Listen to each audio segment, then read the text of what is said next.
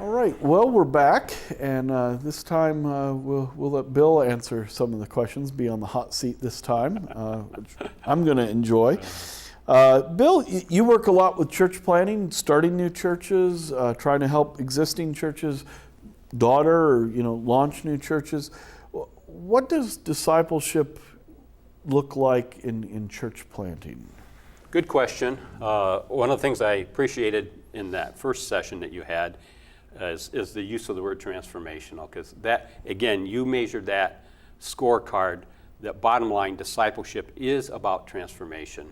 It's the changed heart, it's the changed life, it's the peace that Romans 8:28 and 29 talks about, that God works together all things for good to those who love him, called according to his purpose. And we love 8:28. But it's 8:29 that fleshes out that path that we have been, once we're on that path, once we acknowledge Christ as Savior, and it's the one thing that God has for everybody, on that path, it's been predestined, predetermined before the foundation of the world, that path is to conform you into the image of Jesus Christ. Or maybe it's better to use your word, is to be transformed into the image of Jesus Christ. So what does transformational discipleship look in planting? Well, people often need a comparison, so I think of planting versus existing churches. Is there a difference? In planting, the advantage is you have a chance to create something from the ground floor. You've not inherited a DNA from someone else. Now, you may be bringing some DNA of your own that you are unaware of, but at least far as a system of transformational discipleship in a church plant, it's all new ground. It's fresh. And that's why I think sometimes pastors who have been in existing churches think if they get into church planting, that'll be a lot easier. Boy, this will be fun. I don't have to inherit anybody else's stuff. But to create a transformational discipleship and planting is very, very difficult. It's almost like having children. Again, you've got these little babies, and at times it's like, what's your frustration like in raising babies? Isn't it scary? And it's like you didn't get to practice. You kind of sometimes know what you don't want in your kids, and you see it in other families, or maybe you grow up and say, I don't want to repeat what was in my family, or I don't want to repeat what I've seen over there.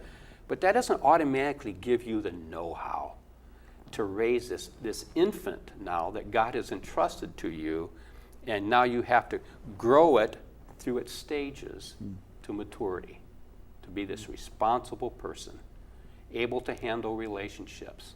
And a church plant and transformational discipleship, when something new starts, there's a lot of trial and error. You'd like to be able to not have that, but there still is, because when you're bringing in people, the people that we see in church plants sometimes are people who have been disgruntled about the church.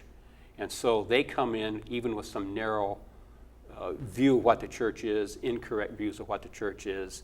Sometimes they're people who have left several churches and now come to your church. So you may have more problems in creating discipleship, transformational discipleship in a plant, because it's more organic. Does that make sense? Yeah. Feel free to inject or ask questions or clarifications. What does that look like?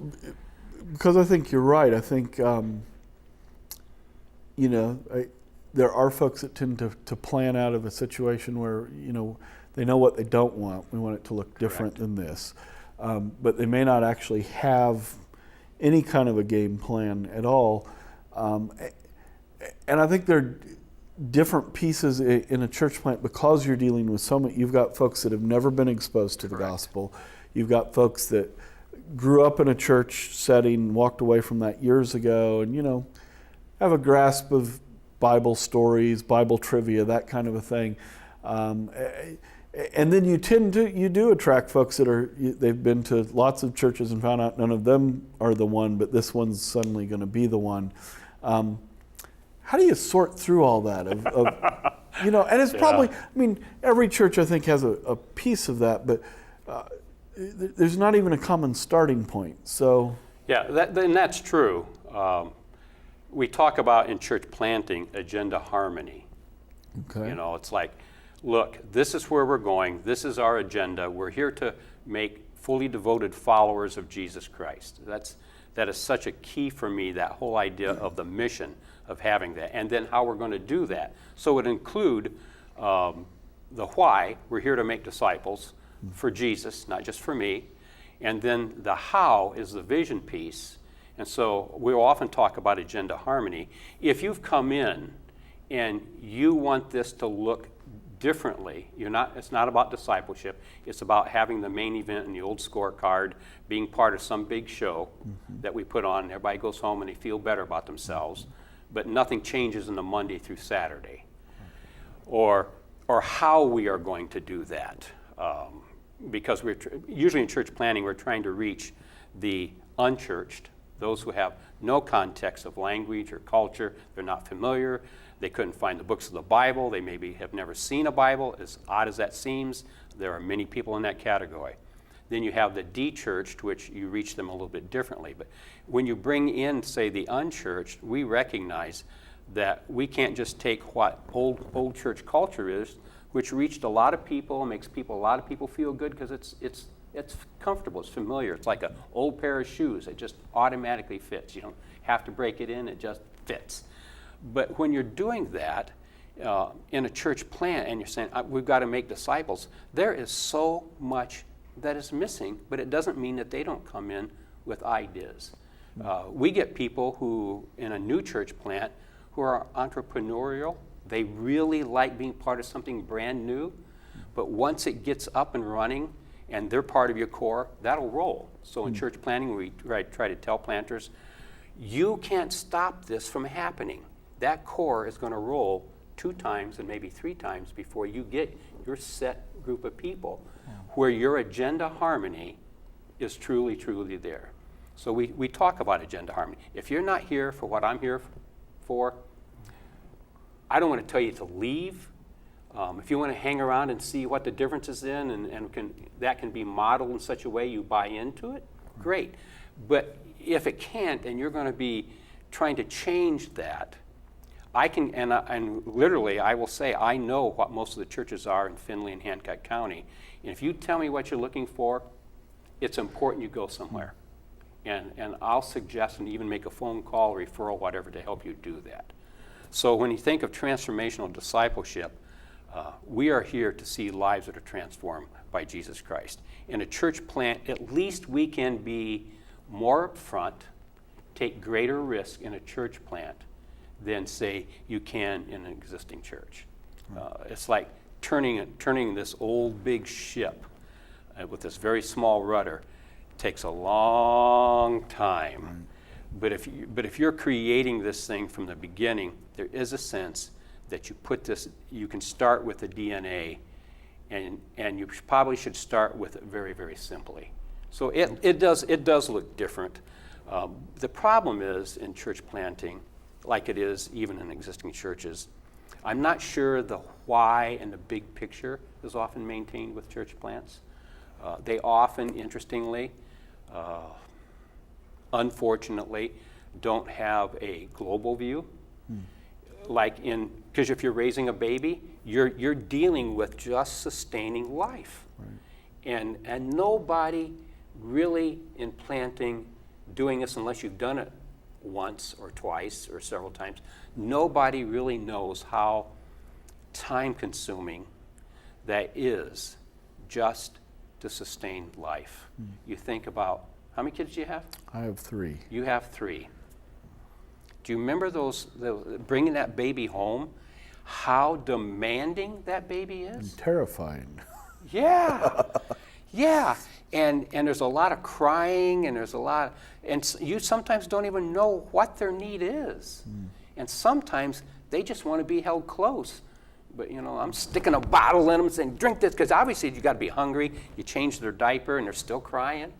And it's just, and it is about, and I have to admit that I came at this from a wrong point, even in church planting at different times, because I'm so hitting on transformational discipleship and changed life. Well, quite frankly, those first stages in developing the body of Christ, survival is a legitimate piece. How do we give them the things that are the basic necessities just for life, like you did for those babies? You feed them something, you're giving them milk, and you notice that they're not keeping it down, then you change your formula. Church plants have a better chance of changing their formula than an existing church does. Trying to change something in the church that's significant, a formula of how we do stuff, is very difficult for existing churches. Does this make sense? Yeah, that makes a lot of sense. So at least in church plants, the ability to pivot and change should be there. Sometimes you get church planters who think they know, they haven't exegeted their culture, they've never raised a baby, and so they don't understand, and so they don't want to change, so they just kind of keep that thing in mind. Okay. Or they don't keep the larger picture of transformational discipleship. There are pieces of the existing church and the way we typically do it, the formality in which we do things. You know, we have a Sunday school class, and then we have a preaching, and in the middle of there we take up an offering. We have so many worship songs. These things are all out there. And sometimes we bring those things in as well, not knowing that you are already bringing in structures prematurely into this that will actually keep or hinder transformational discipleship. You said something there that prompted a thought I hadn't had. In that church plants can be fairly fluid and flexible. Is there maybe a more unique temptation that they never quite land on anything long enough? And in our culture, it seems like the cycles have shortened. Like there used to be a flavor of the year, or now every week now this is the hot item, or this is the key to the way. Is that maybe more of a temptation where it just takes some time for things to develop, and you never give it enough time because, well, we tried that for a while, but now we're going to shift because we don't have all the baggage. We don't have the tradition that says it had to be done this way. Is that a real struggle? Oh, I mean, actually, you just nailed it. That's a real nail, and you hit it with the hammer straight on it, because the human nature is to look for that silver bullet. It's to look for the new thing that will make things work, because even church planters, as much as they might want to talk the language, it does still come down to the typical scorecard, because that's why if there's a sponsoring organization or there's certain pressures on them to talk about how many people are coming, and certainly survival financially, can we pay the rent, can we keep the lights on, is huge. So the tendency is to have this all jammed in. Even when I first did this, you had, in our tribe, I had a 3-year basis to make this thing work. It's first year you're fully supported. Second year you lose a third. The next year you lose a third, and then it drops off. So you're constantly viewing this pressure, and there are other places that only give you a year. So you only have a year. So you tend to panic, and you won't let the foundational things develop. I mean, you think of Jesus spending 3 years with these guys, and that was 24/7. Nobody spends 24/7 in this discipleship process. We go, well, that's crazy. I don't have that kind of time. And so maybe it actually should be triple that. Maybe it'll take 9 years to do this kind of a thing. Organizations and institutions don't think that way. So I think you're just dead right. I think we jump from, oh, this will make this work. This will help get this thing up and running, self-sustaining. And again, there's a piece of legitimate survival. We got to help this baby to survive in order to thrive. That's a legitimate stage of development in raising infants into childhood and into adolescence and into adulthood. And there's a sense in which that process is the same in churches. Jeff Surratt talks about that, does a great job. If you read some of his stuff, Google it or whatever, he's really good at helping you think through the stages of an orchard and how it grows. And that's typical of there. But it is true that often we may jump out of something because it looks like it's taking too long. And I think transformational discipleship takes longer than what we're comfortable with. Is that what you're asking? I think so, yeah. Okay, so I think that's really huge. And I do think, again, I am a discipleship kind of a person. The Matthew 28 really is just something that I pound every time in this thing, is if a planter is going to plant, he has to have transformational discipleship in mind of all people groups. So it's having the local and the global view. Bob Roberts calls it local. I like the term because it's inclusive and shortens up words, which I do like a lot of words, but at least for that I like it short. And to have that in mind, because what happens is their tendency will to build, and I don't mean it in the way it is, but at least it clarifies, we end up developing our own fiefdom, and then they follow us, but they've not really learned to follow Jesus. Like you mentioned in session 1, Paul says, follow me as I follow Christ, be transformed. As you see this happening, you know, the allegiance in the relationship has to be following Jesus, because we see this. When a founding pastor leaves, churches blow up. Any pastor who stays long term, if there's not an intentional interim, is people start to filter off. So, and all that really does say is the scorecard's wrong. The transformational discipleship piece, something is missing, whether it's a church plant or it's an existing church.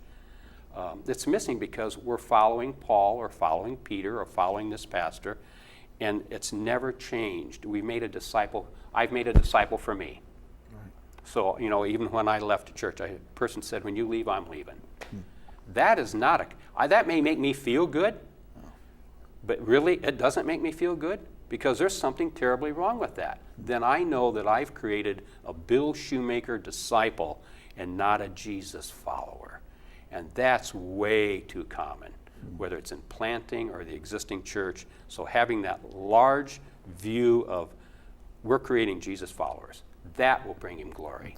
That's interesting as we talk about, you know, especially inviting people in, follow me as I follow Christ. And that is the goal, is that they'd follow Christ.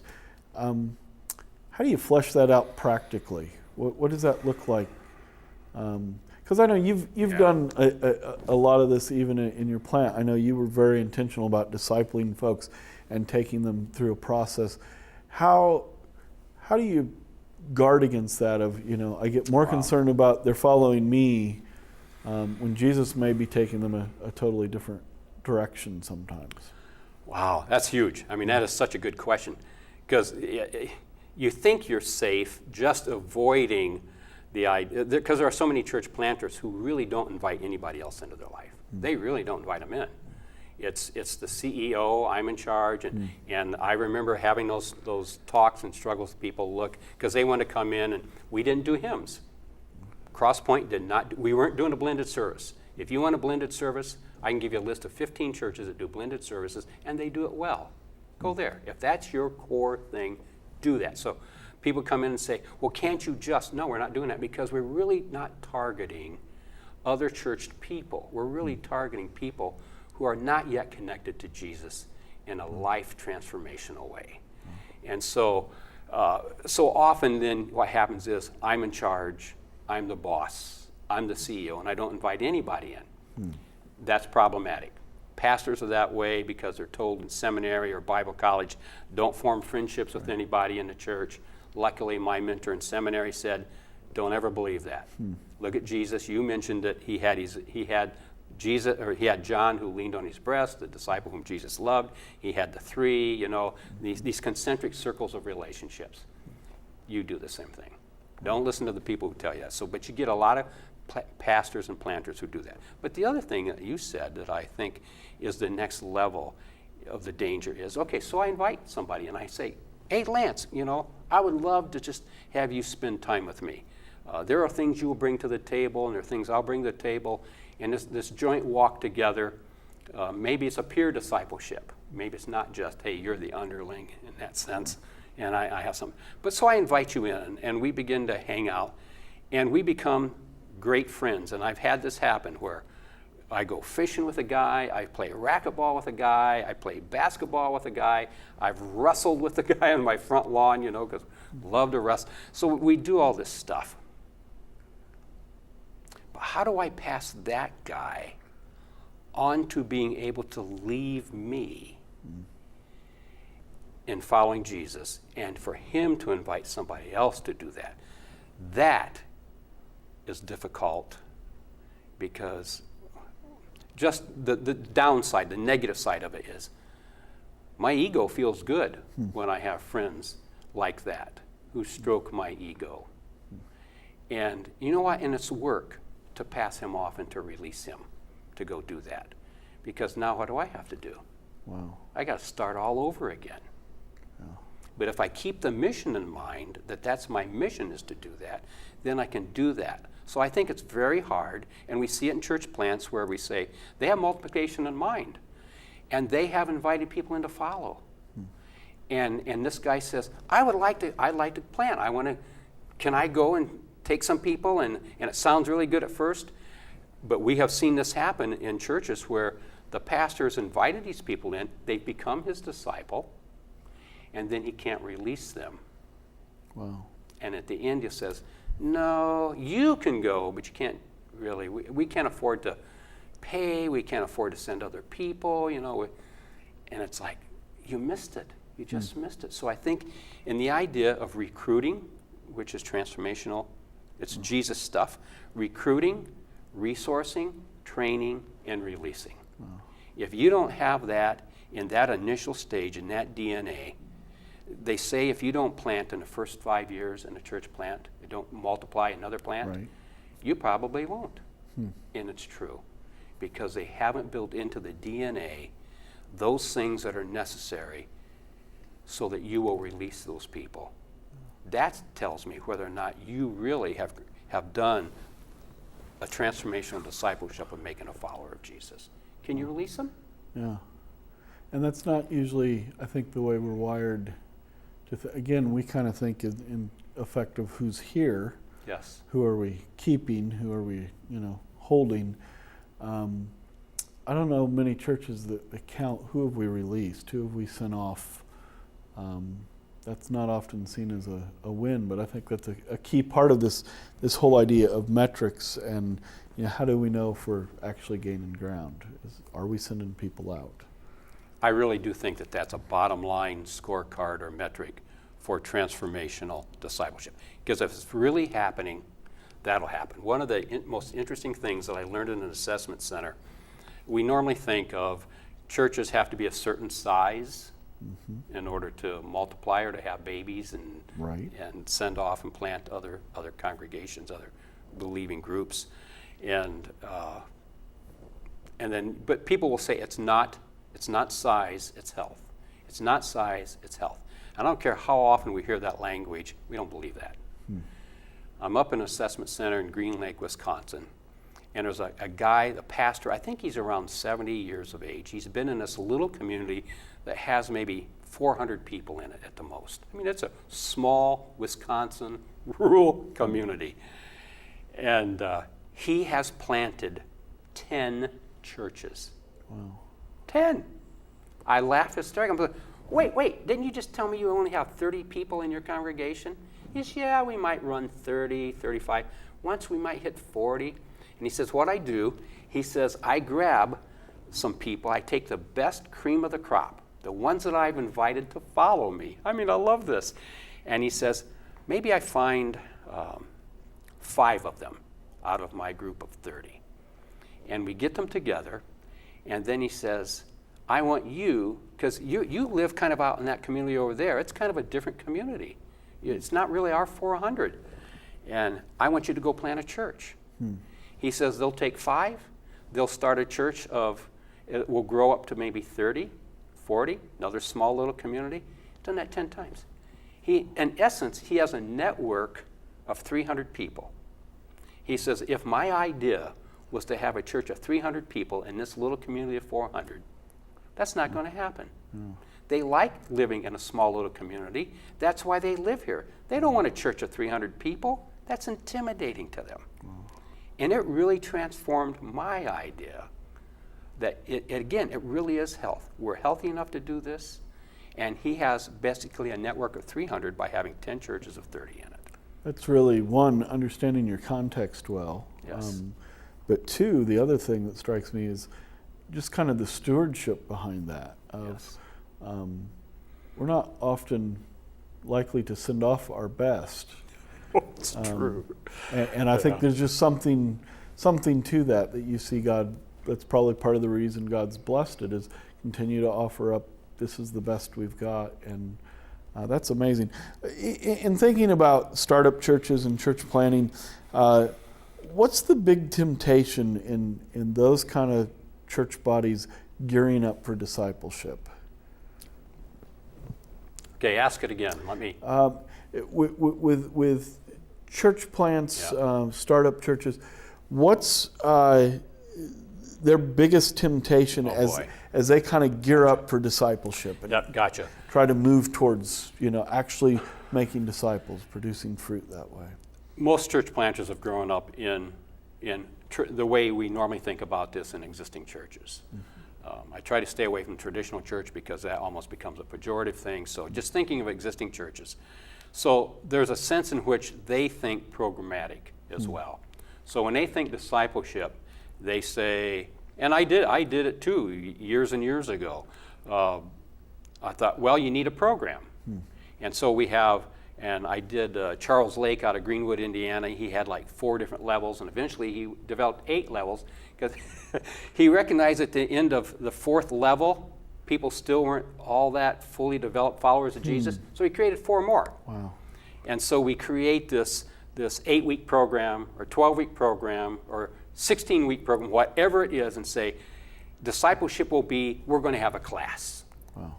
And then at the end of the class, in order to help people feel good, we actually give them a certificate with their name on it. Wow. It's like, I am a disciple. It's like what you said. Right. They need information, and they do. I totally believe that. When we got people coming in a church plant that were unchurched, they come in with ideas about God, ideas about the world, ideas about themselves, and ideas about other people. And it's twisted and it's perverted. It is just not accurate. I've had people who, this was a statement that was made. I love whoring around. Wow. But me and Jesus, we're like this. Huh. And it's real hard. It's like, I don't know whether to laugh or to cry. No, you and Jesus really aren't. But I can't just say, no, you and Jesus are not like that. But there is a need of propositional truth, declarative truth. These are the things that God says. These are the things that if I stand up next to God, I fall short of His glory. It's just not in me. There's different words for sin. I miss the mark. I transgress. I step over a known boundary. And so you have to have that piece. But then just to give them, like you said, information. It's just even church plants do that. So then we create small groups. So then we say, all right, so they need information and they need fellowship. But fellowship then also has a more narrow definition. So when you say, what's fellowship mean to most people? It means getting together, eating, shooting the bull. And in community building, Scott Peck does in his book, The Different Drum, there are 4 stages to community. And the first one is where most of us exist on a regular basis with the majority of people in our lives. And that's called pseudo-community. So it's like you and I, we walk in, kind of in together in the office, and you say, hi, Bill. And I say, hi, Lance. And you say, well, how's it going? And I say, it's fine. And you say, yeah, man, it looks like it's going to be a great day. What do you think about those Browns? That's all pseudo-community. It's not community. It's not life-changing. And you need that in the initial stages to kind of open the door. But that's how fellowship just as often is viewed in the church. There's not real transformational information, the exchanging of a life, being on the same learning curve periodically in our walk with Jesus on this journey. So it's like, that's what happens then. So we create small groups. They often then are exclusive, not inclusive. There's no missional piece. They're not on mission except for, hey, it's like family. So you get those pieces even in church plants, and now they think they're doing discipleship. And so that's a program. Right. And then sometimes they go away to a conference like Exponential or some other place, or they're listening to some of the other guys talking about church planting, and they say, you know what, we need to do something for our community. So let's go in, and there is actually a homeless shelter. Let's go in once a month and fix a meal or serve a meal, and they'll do those kind of things. But there's no inviting other people in those environments to walk the life of Jesus with me. So, and again, feel good. You fed a people meal. That feels good, but it's not transformational. So it's just one more program. So now the church thinks, well, we've got 75% of our people in small groups. We have an outreach program. We help in the shelter. Maybe they even go rake leaves. They're doing good things. But you know what? So do Mormons. Yeah. So do other denominations, other groups that don't take the gospel with them, but they take doing good things for people. And nothing's transformational. Right. You look at the church, the divorce rate, you look at broken families, you look at troubled kids, they're in the church. Yeah. Unless we've created walls to keep them out, which sometimes churches do, our families don't look any different, which tells you there's something wrong with our scorecard. So the problem is just to duplicate in a better marketing way what existing churches have given up on. Does that answer your question? Yeah, to some degree. And I get the sense that some of it is, where the program kind of becomes the point at times. Yeah. Where I've seen some good discipleship tools, some studies or series or whatever. Good stuff. That when folks got to the end of it, the question was, well, when's the next one? When can I? Yes. Where there should be some sense of, okay, now I'm ready to go do this. It was, well, when can I sign up for the next class? Or then it just becomes a perpetual cycle of kind of activity, but we don't ever actually get to the end goal of joining Jesus in his mission. I had 4 of those classes. Yeah. Discipleship 101, 201, 301, 401. And when I was in Michigan, I had levels 1, 2, 3, 4, 5, 6, 7, and 8. Wow. So. And at the end, honestly, I had knowledgeable people. They knew their Bible well, but did that mean they were better people? Yeah. Better Jesus followers? They just had a whole lot more information. Wow. That's sad. That broke my heart. Yeah. And there's a sense that the programmatic piece at times has helped you. Programs are kind of like tracks for a train. It's got to have something. Otherwise, you're just kind of this. A lot of us don't even know where to go. We're kind of like an amoeba or a blob. But it never gets beyond the program piece. Even the mission piece of we're going to go serve our neighbor. That doesn't flow naturally out of me so much as, well, when the pastor says we're going to go do a project, we do it. But it hasn't taken root to that place where I'm actually watching my neighborhood and this needs done, and because I love Jesus and I love this person, I take care of it. Those kind of things. Is that kind of the gist you're driving at? Yeah, it is. And one of the things that you had mentioned earlier is how quickly, if we don't seem to get the results that we're looking for, we'll do it. And I was actually seeing this, watching this DVD on transformational discipleship, and the opening illustration was on lawn painting. Lawn painting. Lawn painting. Okay. And he took this story and developed it around the issue of discipleship. So the guy lives in Florida. Florida's hot, and if it gets a lot of rain, everything grows well and it's really green. And he lives in a nice area. I've never said I have a lawn, ever. I live in a suburb, and I never would tell people you should see my lawn. I have a yard.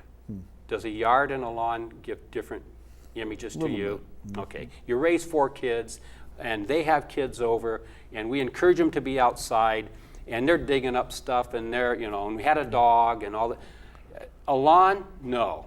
A yard. That means there might be some crabgrass, there's dandelion, there's bare spots, there's all these things in there. And I remember my wife and I having this conversation, because our neighbors had like green lawn or Scots, or people come in and treat their lawn. They had lawns. I had yard.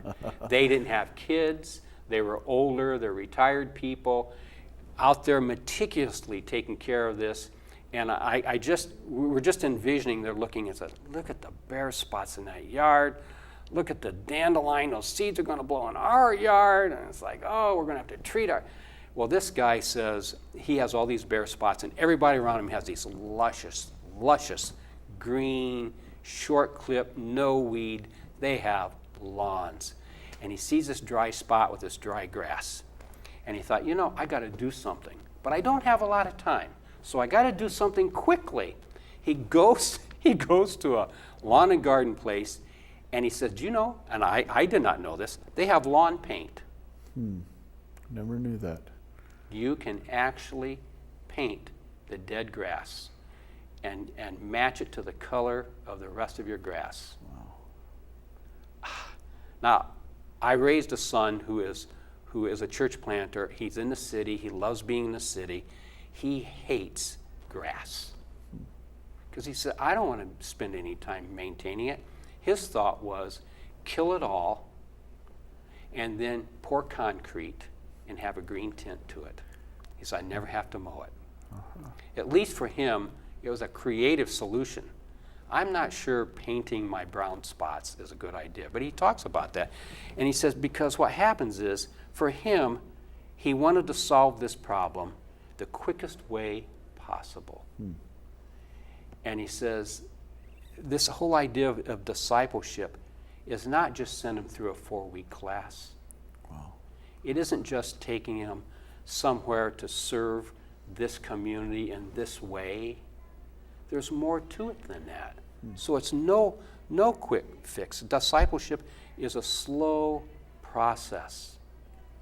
And it probably needs to start out not only slowly, but maybe with less people involved. And I'm going, wow, that's pretty incredible. And the other thing he said was, when you think about lawn painting discipleship, it's not about appearance. Because he said the appearance was good, but it wasn't real. And you think about churches sometimes, as we're very concerned about appearance.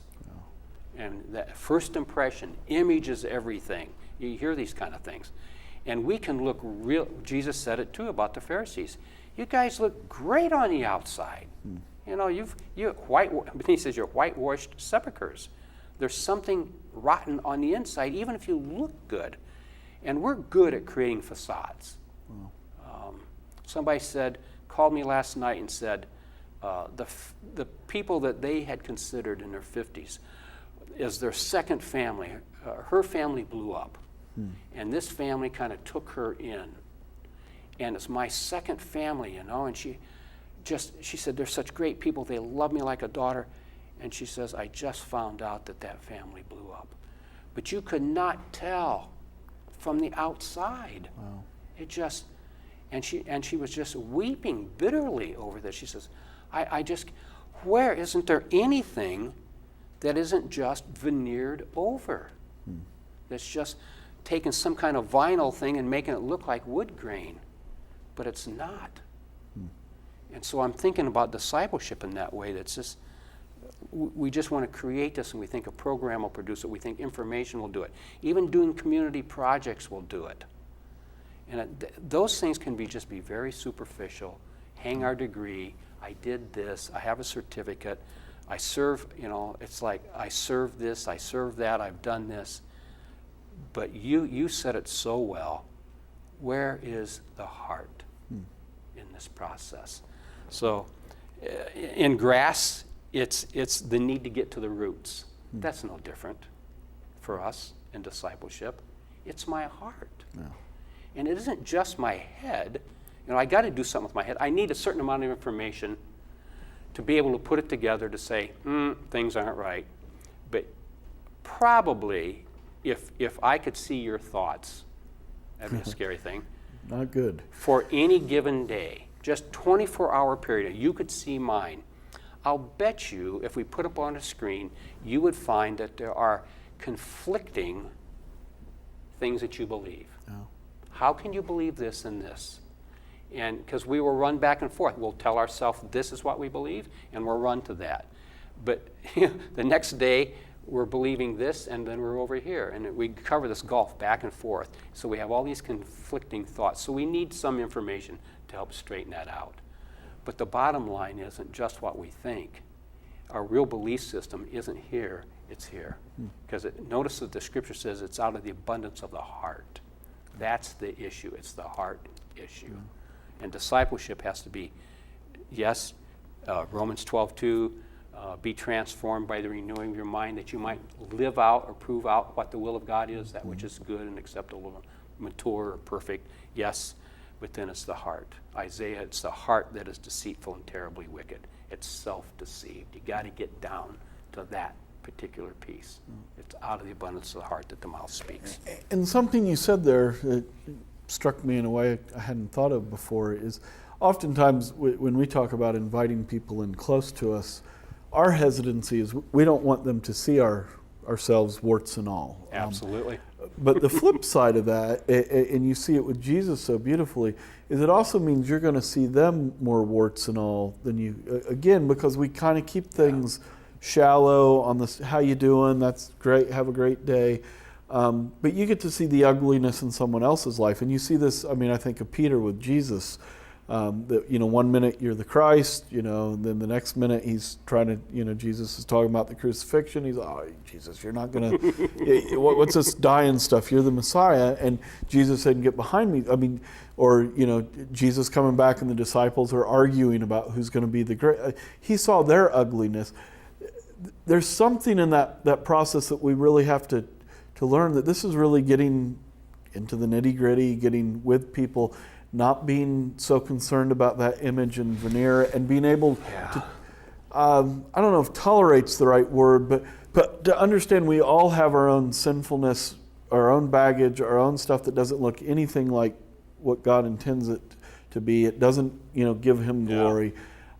And in the same way, God's patient with us, being patient with others and with one another as we try to learn from each other and move towards Jesus. See, I think you hit on one of the ways it may solve one of our problems. I'll go back 20 years, and I was in this church for 10 years. I had a young couple come in, and they were having some marital issues, so I was counseling them. And I wanted them to know I understand their struggles. That's okay. Struggles are okay. It's what we do with the struggle, how we change, how we learn, how we be transformed through these things. You can avoid some stuff, but some stuff you're going to have to work yourself through. So I shared something about a struggle that I had. And the lady, and she's just a little mite of a person, just a little person, big personality, leaned right on my desk like this and said, "Are you telling me that you're not perfect?" I made the mistake of laughing. I started laughing. Wow. I thought she was being funny. Yeah. Lance, she was not being funny. I said, well, yeah, I'm not. Wow. Here were her words. She says, then my wife and I cannot be in this church any longer. Wow. We have to leave. We have to have a man that we can set on a pedestal, and he is our model to follow after. And my motto has always been, follow me as I follow Jesus. If I'm off the path, don't keep following me off the cliff. Right. Follow Jesus. That somehow maybe if we share that we are fellow travelers in this journey, broken, being mended by Jesus, being transformed by Jesus, maybe it would be easier to get people to take their eyes off of me and to take them onto Jesus. But when we come across that we have all the answers, we're the best husband, we're the best dad, we preach truth, why do I need to follow Jesus? I got him right here. Right. So I do like that. I think maybe it's our lack of sharing our broken pieces that Jesus is working on in our lives. And I understand being careful about those things. You don't tell everybody everything because not everybody can handle the same level of truth. Right. That's maturing. But you never share that. Do people ever have a reason not to just keep on following me and never passing off to Jesus? I think that's a huge, huge piece. Well, that kind of brings us to an interesting place maybe to land, and that's just in this idea of what role does the leader play in this discipleship process then? That's huge. How do we navigate that? Part of it is getting away from, it's defining terms. We think of leadership automatically in a church. We always think about a position, position of authority. I have a job title. I might get paid, or I might not get paid, but I have a particular job title, role, position. I think position most often of that way. And if that's the way you think, certainly the leaders then have to be those people who are inviting other people into their lives, no matter how you see it. Bringing alongside, not doing anything ever, doing it by yourself again. I've heard guys say, well, I can't do that, I need to keep them under me. Bring them alongside you, like Jesus did. Yes, he reminded them that he is Lord. Get behind me, Satan. Sometimes he said some pretty harsh things I don't want to hear from him. But on the other hand, it's inviting in, and then the promise, the things you see me do, you're going to do an even greater. So enlarging this vision of what is possible. And that is a job of leaders. But I'm so hesitant to use that term because of the dynamics of our culture, that leaders are always about position. I want to talk about, instead say that, like John Maxwell said, leadership is influence. And it's one of the strange things, if you even unwrap that a little bit, everybody is an influencer. Are you influencing for good? Or are you influencing for ill? And so you are a person of influence. And as a person of influence, you need to be inviting people in to at least join the journey where you are. You don't need to be at this level in order to get a person clear down here on the path. Maybe you're relatively new, but you still have some influence. There are people who are looking up to you. For heavenly sakes, keep growing, but invite somebody to come up onto this journey with you and take them in this journey so that you're growing. And maybe they'll jump ahead of you. Wow. I've had people jump ahead of me, and boy, they just took off, and I'm going, wow, I'm going to release you to this person up here. Because for some reason, your growth rate is outstripping me. Wow. And let's bring them up here. So leadership, influence, people of influence, which we all are, has to be a joint effort from the entire, it's the part that nobody wants to unpack in practical ways, and that's the Peter passage about the priesthood of all believers. That's because we have this separation of clergy and laity, and we have followed that system for way too long. We've never known what to do with the priesthood of all believers. Guess what? You're in the priesthood. Yeah. Do you know Jesus as Savior and Lord of your life? You're on that journey with him. Guess what? You've joined his priesthood. Now, invite other people in, and just keep inviting them in. You can only take them as far as you are, so you can't stay where you are. Keep growing, but invite them in. Those who are in leadership, because you're not going to get away from the culture that we're in, it's their job to communicate that message. So that they're not the only discipleship maker. You've got to begin to trust and release other people to be on that mission with you. Does that make sense? That makes a lot of sense. So, and shouldn't it be it should be our goal that the folks that we're pouring into, wouldn't that be our hope that they far exceed, again, they go and do things that we weren't able to do. Absolutely. Hopefully we can all get to that point where we feel that way. Any closing thoughts or anything we didn't touch on that you want to touch on just in the realm of... Yeah, this whole thing about discipleship is, look, you're not going to just be able to jump out. I'm not going to be able to jump out and get this all right. I can't just automatically get it all together because there's still stuff I wrestle with. It's not about behavioral modification. It's not about just getting the right information. It really is about this whole idea that everything about my life, my thoughts, my values, my actions, my reactions, how I live my daily life, my views about God, others, self, and the world, all that falls into this transformational discipleship piece. Just get in on the journey. and be willing to get in on a journey, be on your knees, saying, Jesus, I don't know a lot about this. I'm scared to death of failure, and I can hear Jesus say, don't worry about that, we'll deal with it when you get there, but get on a journey and start walking with Jesus.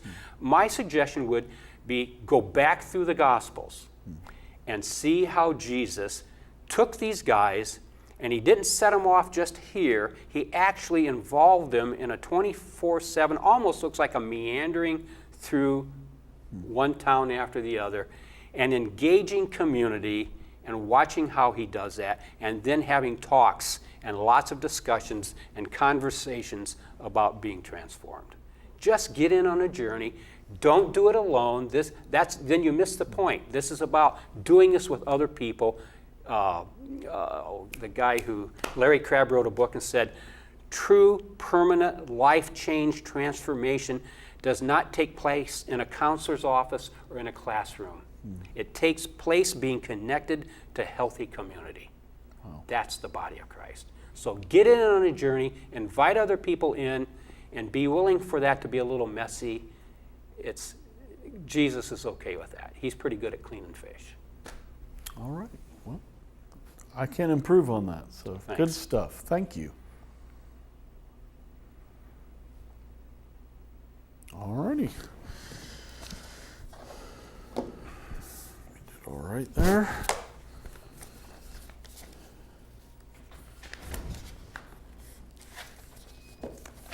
Got it? Yeah, 9 minutes left 9 minutes left? for the hour. Really? You got anything else or? Yeah, if you want to. Okay. Because I'm going to ask you a couple questions. Okay. Yeah. We'll Well, edit this out then. okay. Okay.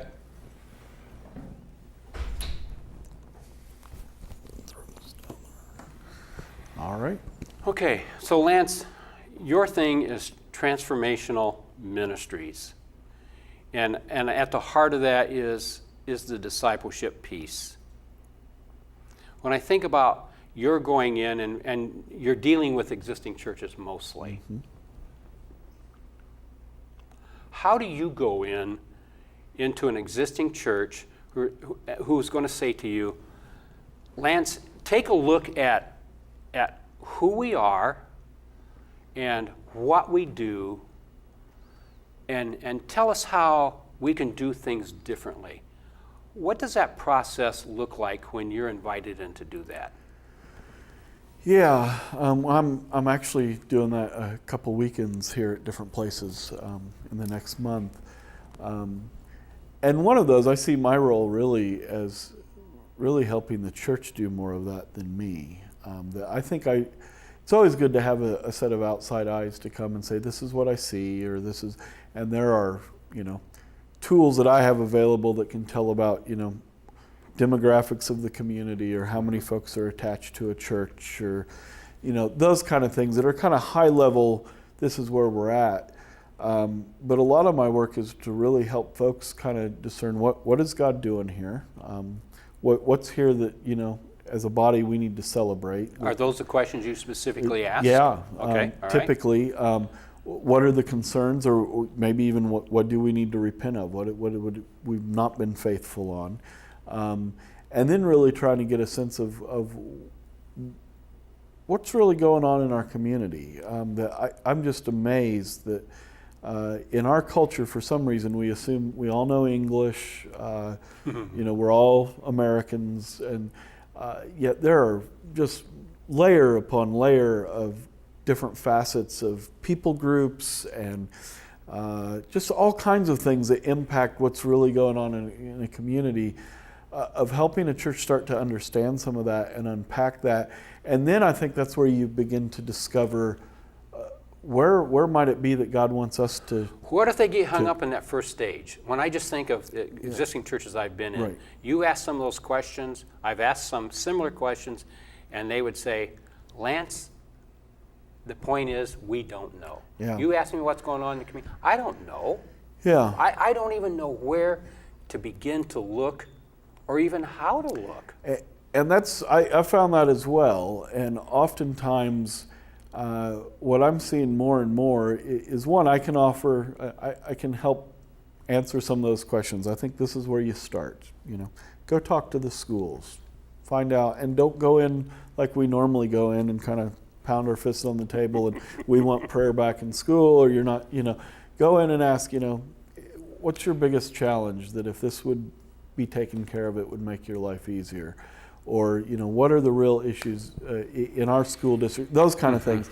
But I think it even goes further than that, that oftentimes it will take, again, and this fits into a lot of what we've talked about in discipleship, of walking shoulder to shoulder and saying, I'm going to show you. Why don't I come in and I'll take the lead and we'll do this together, because this is your community. I don't know it.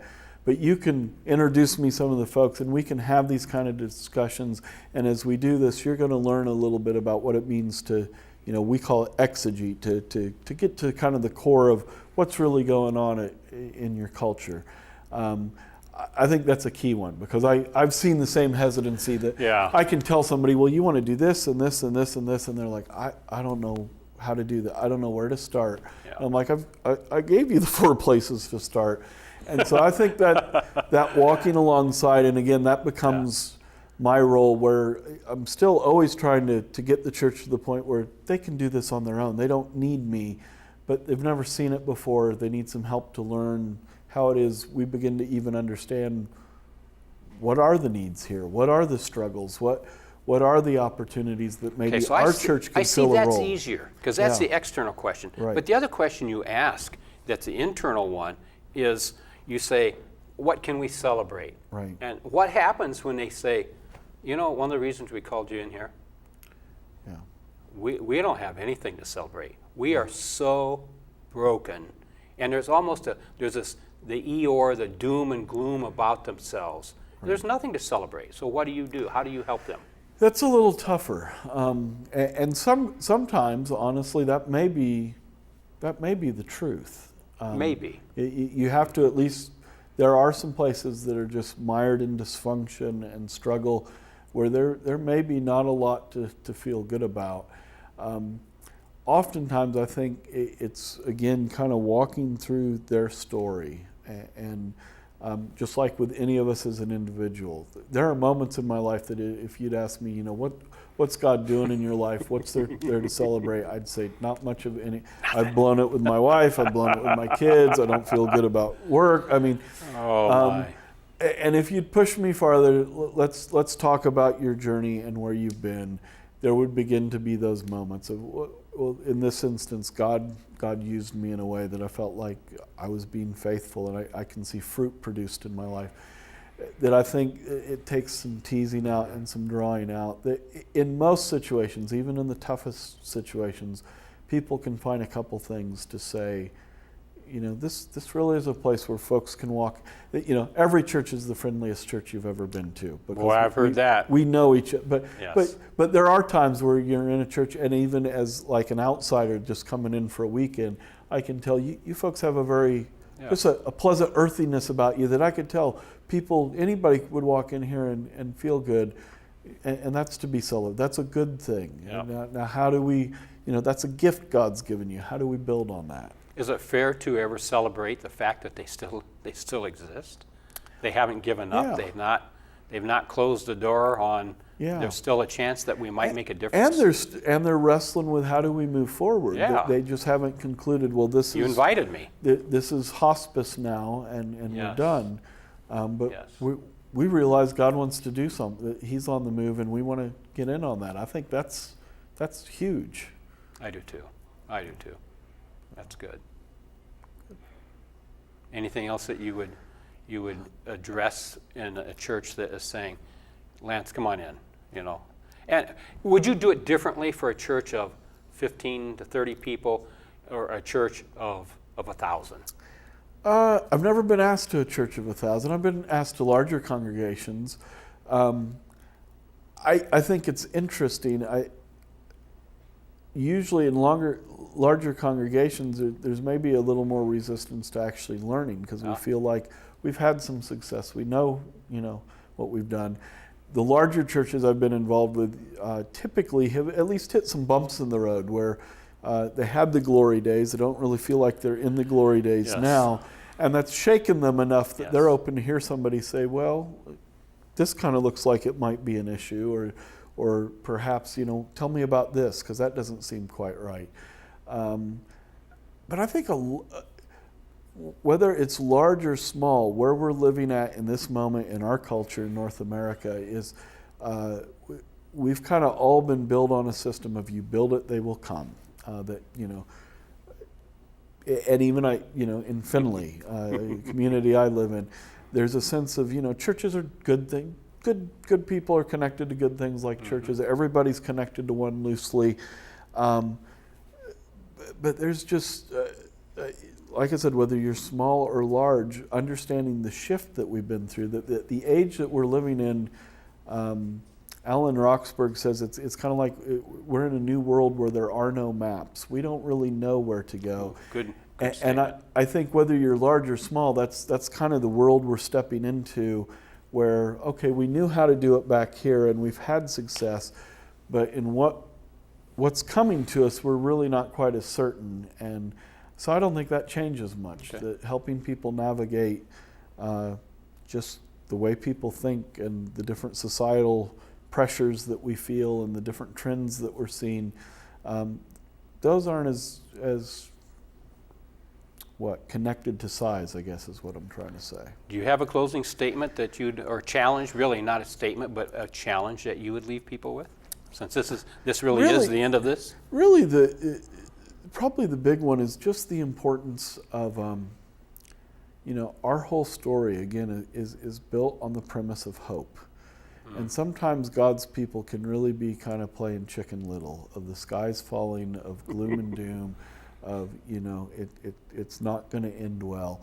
And Jesus said, I'm going to build my church and the gates of hell will not prevail. Absolutely. Now, there are lots of local places where things are tough and things are struggling, but we know the end of the story. We know what Jesus said, and I believe that wholeheartedly. And I take a lot of hope in that, even when, some of the pictures I see, some of the trends and forces and research is showing that things don't look so well. In the end, I take great hope in that Jesus said, I'm going to build my church, the gates of hell will not prevail, that we're a part of that church, we're a part of that. And if we don't sense that we're a part of that immediately or seeing that locally, what needs to change in me? What do I need to repent of? What does God need to do in my heart so that I'm more useful to His purposes in that way and get to be a part of this great work that He's unfolding throughout history? Great spot to end. So, Thank you. Appreciate it.